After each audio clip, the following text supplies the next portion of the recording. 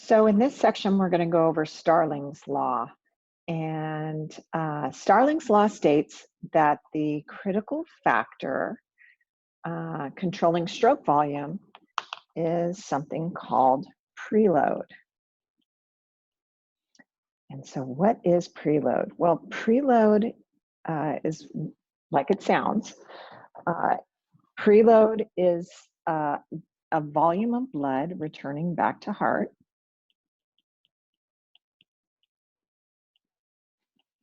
And a volume of blood returning back to heart is also referred to as venous return.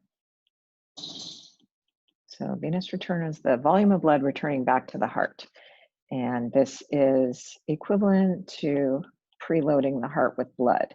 So preload is a volume of blood that will stretch cardiac muscle cells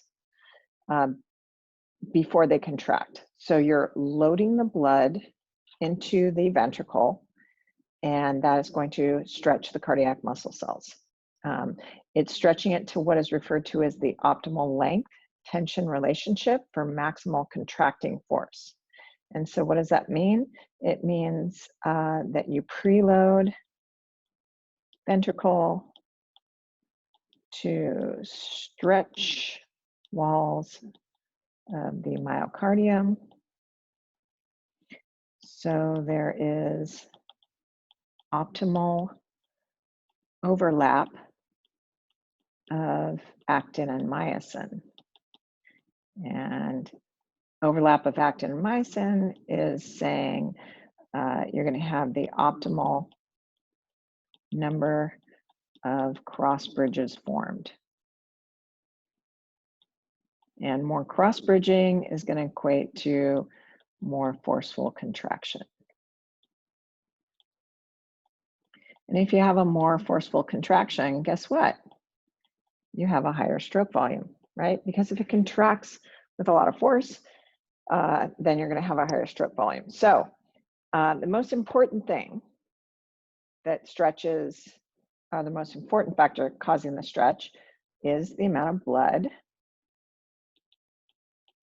in the ventricles. And what controls the amount of blood in the ventricles? Well, it's controlled by venous return. And venous return is going to ultimately control the end diastolic volume, because that's the amount of blood returning back to the heart. And so we call that the end diastolic volume.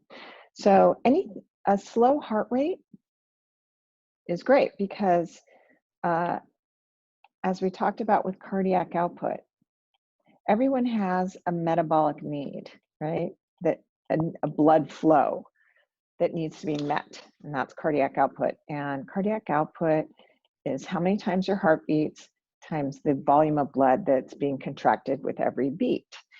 And so a slow heart rate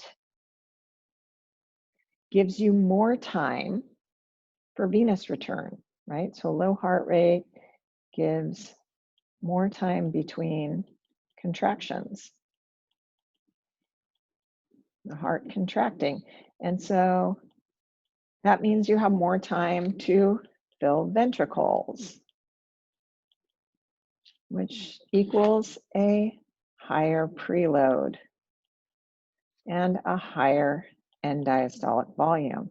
So anything that increases venous return or slows the heart rate are going to increase end diastolic volume. Oops, meant to be a D, and will increase stroke volume because you have more blood to pump. All right, so the influence of end diastolic volume is shown here in stroke volume in this graph. So Starling Law states that if you can increase the end diastolic volume, right, you increase venous return and you increase preload with more time to fill as well. So you have a lower heart rate, all these things affect it. You're going to stretch the muscle fibers. So here is this end diastolic volume, and you get some overlap. So you get some stroke volume, right?